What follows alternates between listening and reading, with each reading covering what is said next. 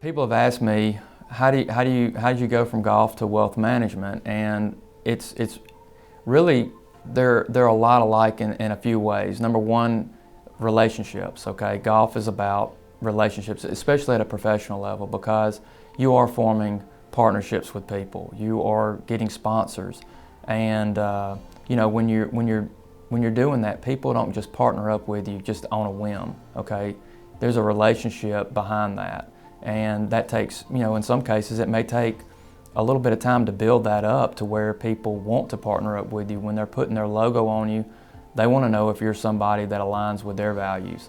And it's the same in wealth management, okay, from that standpoint.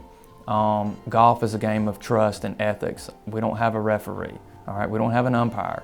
And the last thing I would say in terms of how golf is similar to wealth management has to do with risk management. So, you know, it's a different aspect, a different side of risk management where you're handling money with wealth management. But in golf, I mean, at my level that I played at, I was calculating odds all day of me being able to manage certain risk around a golf course. Okay, what, you know, depending on what environmental conditions change, whether the wind changes or if it's raining versus, you know, sunshine, how I'm going to play certain holes, depending on how I felt that day. You know, you don't go out there feeling the same way every single day, and so I was constantly having to calculate, you know, how I'm going to assess a golf course, how I was going to attack certain pins, and so it's strategic. And wealth management is strategic as well. That's one of the things that we talk to our clients about constantly is there a strategy?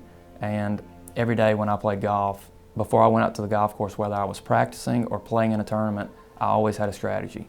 So when you put those three things together, the trust factor, the building the relationships, and then being able to assess risk, I think that it aligns to wealth management in a similar way. I mean, they're different, but you know, I think those three things at the core are what is similar from playing golf and doing wealth management.